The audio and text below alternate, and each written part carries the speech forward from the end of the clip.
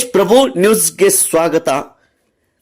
ಕರ್ನಾಟಕದ ಗಡಿ ಭಾಗದಲ್ಲಿ ವಿದ್ಯಾಕಾಶಿ ಎಂದೇ ಹೆಸರುವಾಸಿಯಾಗಿರುವ ಎಸ್ಡಿಎಸ್ ಸಂಘ Shri AB Patil public school ಸಂಕೇಶ್ವರದ ಉಡಾನ್ 11 ಸಾಂಸ್ಕೃತಿಕ ಸಂಭ್ರಮ ಕಾರ್ಯಕ್ರಮ ಗುರುವಾರ 9 ಜನವರಿ 2024ರಂದು ಎರಡನೇ ದಿನದ ಕಾರ್ಯಕ್ರಮದ ದಿವ್ಯ ಸಾನ್ನಿಧ್ಯವನ್ನು ಪರಮಪೂಜ್ಯ ಶ್ರೀ ಶ್ರೀ ನಿಜಲಿಂಗೇಶ್ವರ ಮಹಾಸ್ವಾಮಿಗಳು, ಶ್ರೀ ಜಗದ್ಗುರು ದುರುಂಡೇಶ್ವರ ಸಿದ್ಧ ಸಂಸ್ಥಾನ ಮಠ ನಿರ್ಸೋಸಿ ಇವರು ದಿವ್ಯ ಸಾನ್ನಿಧ್ಯವನ್ನು ವಹಿಸಿದ್ದರು. ವಿಶೇಷ ಅತಿಥಿಗಳಾಗಿ ಪ್ರೊಫೆಷನರ್ IAS ಅಧಿಕಾರಿ ಭರತ್ ಕುಮಾರ್ ಮೀನಾ ಇವರು ಆಗಮಿಸಿದ್ದರು. ಕಾರ್ಯಕ್ರಮದ ಅಧ್ಯಕ್ಷತೆ ಜನಪ್ರಿಯ ಮಾಜಿ ಶಾಸಕರು ಹಾಗೂ ಎಸ್ಡಿಎಸ್ ಸಂಘದ ಗೌರವ ಅಧ್ಯಕ್ಷರಾದಂಥ ಸನ್ಮಾನ್ಯ ಶ್ರೀ ಎಬಿ ಪಾಟೀಲ್ ಇವರು ಅಧ್ಯಕ್ಷತೆ ವಹಿಸಿದ್ದರು. ವೇದಿಕೆ ಮೇಲೆ ದಿಗ್ದರ್ಶಕರು, ಎಸ್ಡಿಎಸ್ ಸಂಘದ ಪದಾಧಿಕಾರಿಗಳು, ಕಾರ್ಯದರ್ಶಿಗಳು, ಆಡಳಿತಾಧಿಕಾರಿಗಳು, ಶಿಕ್ಷಕ ವೃಂದದವರು ಈ ಕಾರ್ಯಕ್ರಮದಲ್ಲಿ ಪಾಲ್ಗೊಂಡಿದ್ದರು. ವಿಶೇಷ ಮಕ್ಕಳ ಮನರಂಜನಾ ಕಾರ್ಯಕ್ರಮ ಅತಿ ವಿಜೃಂಭಣೆಯಿಂದ ಮತ್ತು ಆಕರ್ಷಕವಾಗಿ ಜರುಗಿದವು. ಈ CBSE ಸ್ಕೂಲ್ ಕ್ಯಾಂಪಸ್ದಲ್ಲಿ ಈ ಕಾರ್ಯಕ್ರಮ ಯಶಸ್ವಿಯಾಗಿ ಜರುಗಿದವು. ಈ ಕಾರ್ಯಕ್ರಮಕ್ಕೆ ವಿದ್ಯಾರ್ಥಿನಿಯರು, ಪಾಲಕರು, ಪೋಷಕರು ಅತಿ ಹೆಚ್ಚಿನ ಸಂಖ್ಯೆಯಲ್ಲಿ ಪಾಲ್ಗೊಂಡಿದ್ದರು. तेज प्रभु न्यूज संकेश्वर. हर एक आदमी इन सब सक्सेस स्टोरी में शामिल है और मच मोर देन दैट ये सब पॉसिबल है क्योंकि आपने हमें बहुत सहयोग किया है. So I want you all to give a big round of applause. बहुत जोरदार तालियों से हमारे बच्चों को अप्रिशिएट कीजिए. डियर पेरेंट्स, आज ग्रेड 3, 4, 5 और 6 इन क्लासेस का उड़ान प्रदर्शन हो गया है और अभी 2-3 डांसेस बाकी है. मैं कुछ बातें आपको बताना चाहता हूँ. देखिए, ये जो ग्राउंड आप नया जो देख रहे हैं, Udan 11 Feel the Heaven is a celebration of a dance, music and emotions that transcends you the ordinary and takes you to the journey.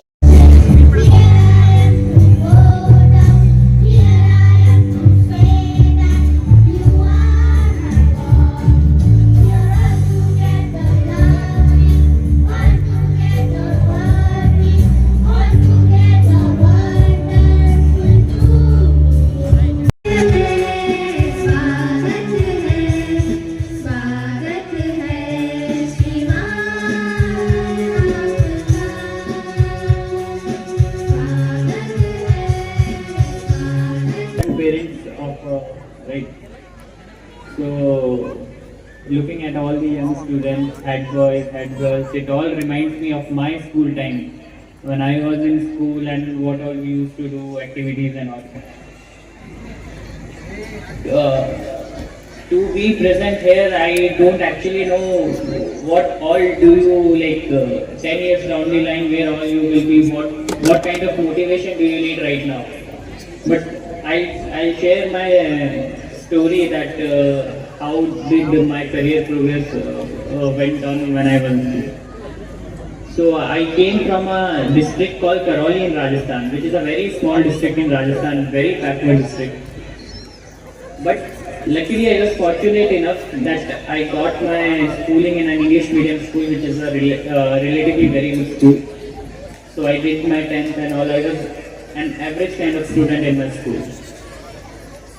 Next, I went to Pune for the preparation of another one of the toughest exam in the country, which is JEE, from which you qualify for engineering colleges named IIT, Indian Institute of Technology, which are considered to be best in the country. From there, I got my admission in IIT Bombay, which I think was the life-turning event where everything changed. That point, if I would have got admission in some other college, I might not be here. Because the kind of confidence you have once you have cleared a competitive exam like JEE is unparalleled. And the kind of exposure